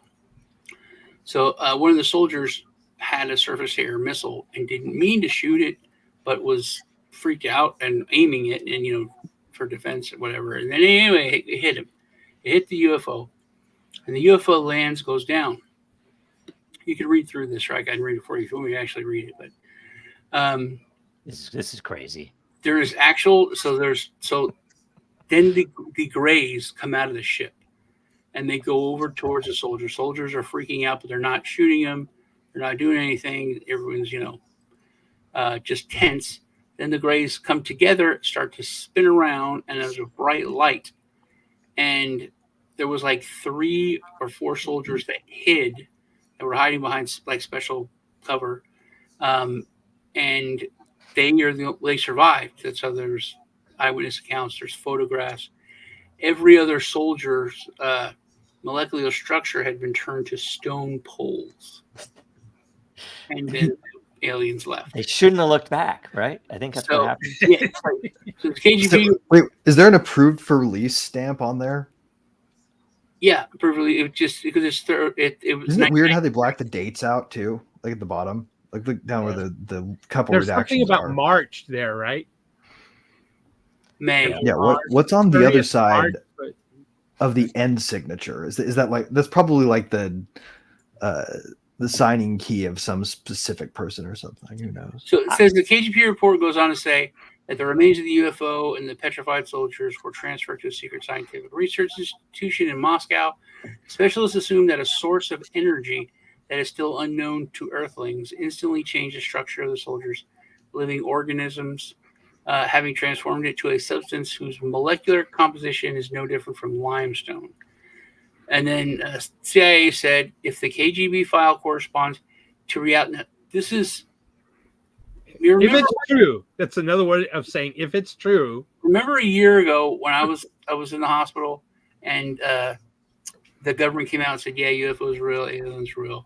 Yeah. And it was like, then everybody just forgot about it. This struck me because the guy said before Congress, yes, and this is an extremely menacing thing. Aliens possess such weapons and technology that go beyond all our assumptions. And I think what's funny is the choice of words here. Under what circumstances should we ever believe them about this? I don't know. Exactly. Why it's interesting they choose the word Earthlings instead of human. Well, back then, all the wording is just kind of funny. Because war game here. Let's war game this. What could this be? What advantage could be obtained by publishing this? The same, by the way, as all of the anti-gravity patents. Because people point to those, they're real patents from Navy scientists, and with making UFOs and making crazy weapons. And I guarantee to you that there's at least some amount where they want China and Russia and anybody else to spend the money to try to do this thing that we've discovered, right? And that's what it is. It's like, and because they've done that in the past, we know Howard Hughes was involved in one where they were trying to recover treasures on the ocean floor, and so he put tons of money into it. There's a big announcement. He had special ships. It turns out it was all the cover for a military operation to extract a nuclear sub, a Russian sub that had gone down. And yet they said that there were several countries in the world that spent tremendous amount of money to follow what Howard Hughes was doing, because it's like, it's Howard Hughes, right? Well, It'd be like if Musk guys, does something today, right? You guys need to check out this documentary that I found and watched on. I think I watched it on Tubi of all places, but the UFO movie they don't want you to see. And you hear that and you think, ooh, how juicy are the real details going to be about the real aliens in this one? But in reality, what it does is it puts up that Tic Tac video and analyzes it and proves how it could just be a complete figment. And does to all those videos that they released and shows how actually this, and this make it very unlikely this is more than an artifact, or that what you're seeing here is what they're saying they're seeing. It makes a lot of sense from a very basic standpoint, and kind of puts the lie to those videos in a way that will make everybody go, holy shit, you fucks. Why did nobody explain this on the news? So I have a strong inclination to disbelieve any publications from the government about aliens. Me too. Me too. Did you see that? Brazil. How about Brazil and Elon Musk? His whole family endorsed Trump. Whose family? The vice president nominee. His entire family. Oh, what is it? What's his name? Waltz, right? Waltz, yeah. Waltz. His entire family came together. They took like a family picture. I keep thinking of him only as Tampon Tim. Kennedys are mad at RFK for being supporting Trump. Yeah. So I had to go the other way. Tit for tat. Right? When you mentioned that, Pollock, just the artist.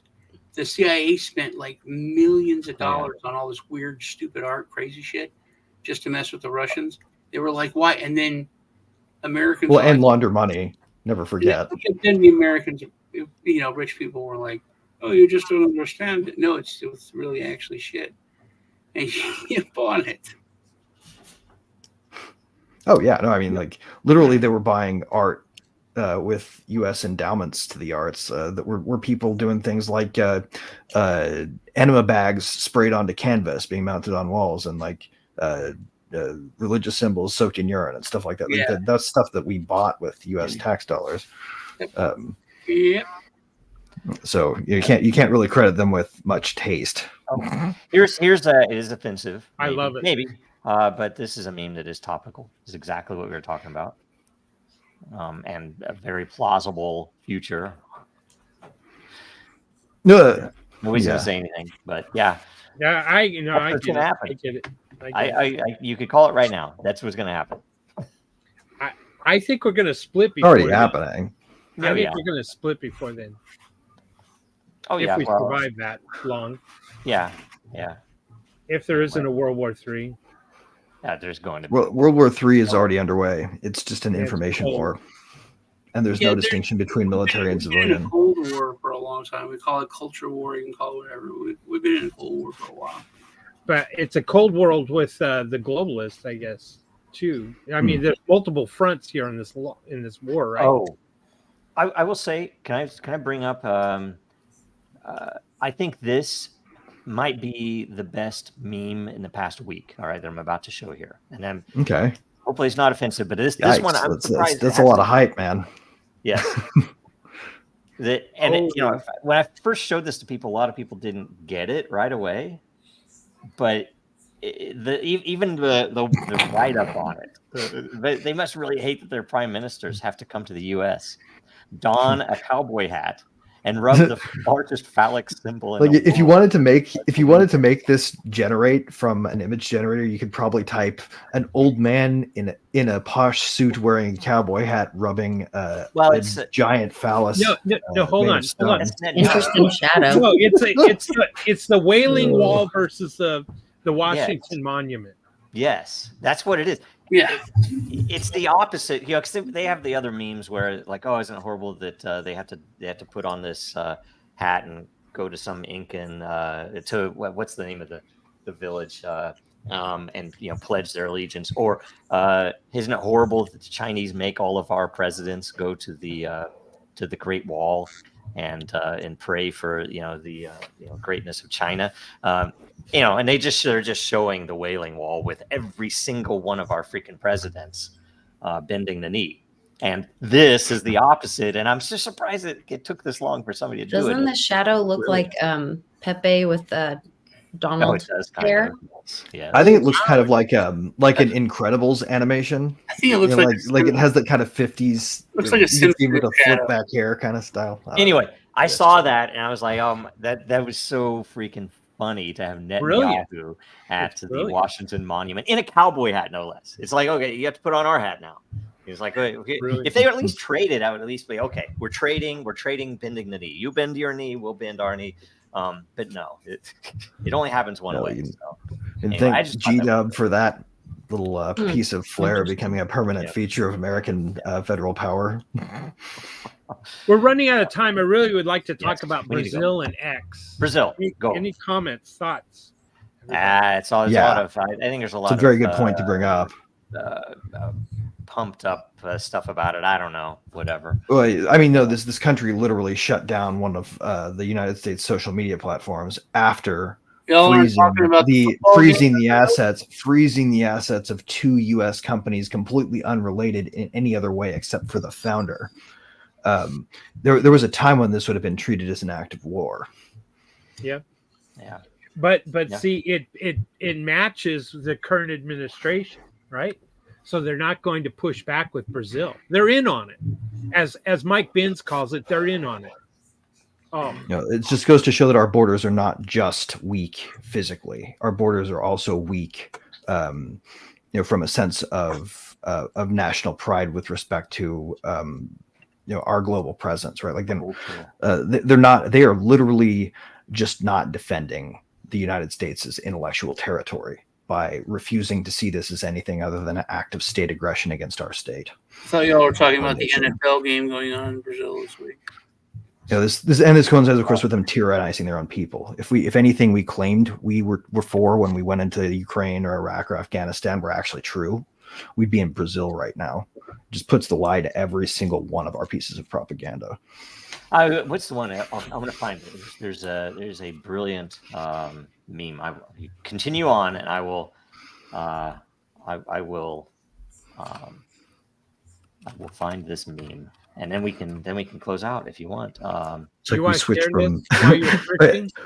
we switched from importing or exporting freedom to importing foreign tyranny, essentially.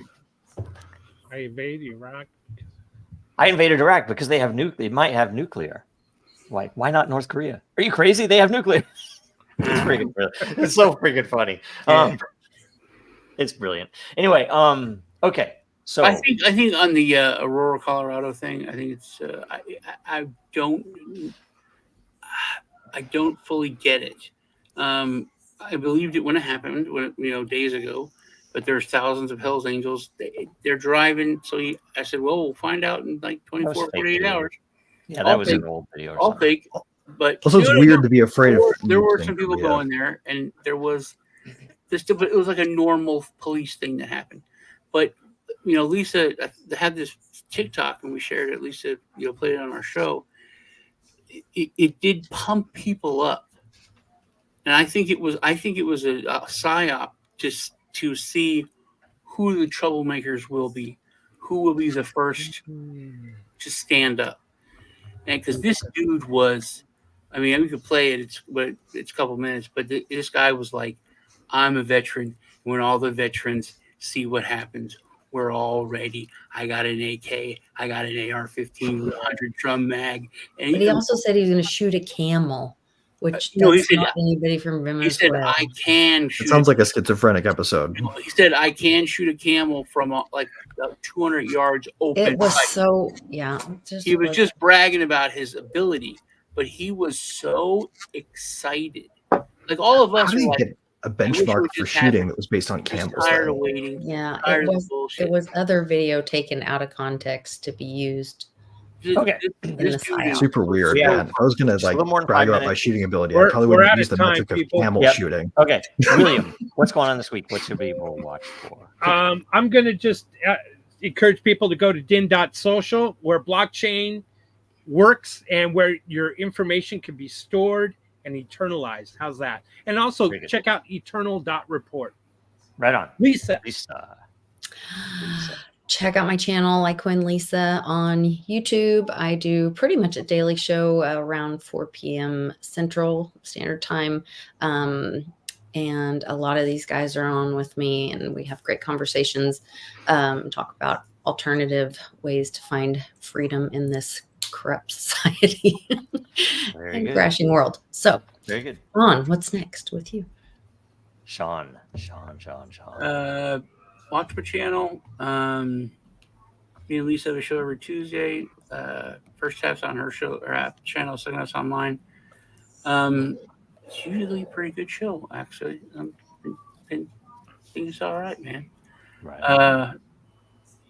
I'm trying to get some big interviews. I want to move more into the political realm of crypto and away from the, just what's going on in crypto, like some senators and stuff like that. I had an interview with Primetime 99 Alex Stein, but he canceled on me for Friday, so I'm gonna try to reschedule that to get him on. Cool. Awesome. Sean, if you want, I might be able to get Roman Storm for you if you want to talk to him. Yeah, I want to make some content and talk to some people and get some conversations going. Right on. Cool. Right on. All right, Greg. So real quick, everybody should be especially closely attentive to Brazil over the 7th, because that's their Independence Day, and there are a number of independent journalists from the United States, including Mike Schellenberger, going there physically to support freedom of speech in Brazil. And so there's a chance these guys are going to get arrested. There's a chance that they're going to suffer a lot worse. And the more people paying attention, the less likely they'll be harmed. So pay close attention there, and also don't forget about our good friend Roman Storm, whose case is coming up in December. His defense is our defense when it comes to censorship in this country. So protect the right to have tools to privacy, and do so by going to We Want Justice DAO and donating. Right on. For me, join us today on X, as we have the second Dracaria space. We're going to go over how the algorithmic supply and the fees work for spawning. Should be super interesting, and we'll give away another gateway key, the only way you can get to spawn in the first season. So join us as soon as you can, and that's it. See you guys later. Talk soon. The very word secrecy is repugnant in a free and open society. And we are, as a people, inherently and historically opposed to secret societies, to secret oaths, and secret proceedings. For we are opposed around the world by a monolithic and ruthless conspiracy that relies on covert means for expanding its sphere of influence, on infiltration instead of invasion, on subversion instead of elections, on intimidation instead of free choice, on guerrillas by night instead of armies by day.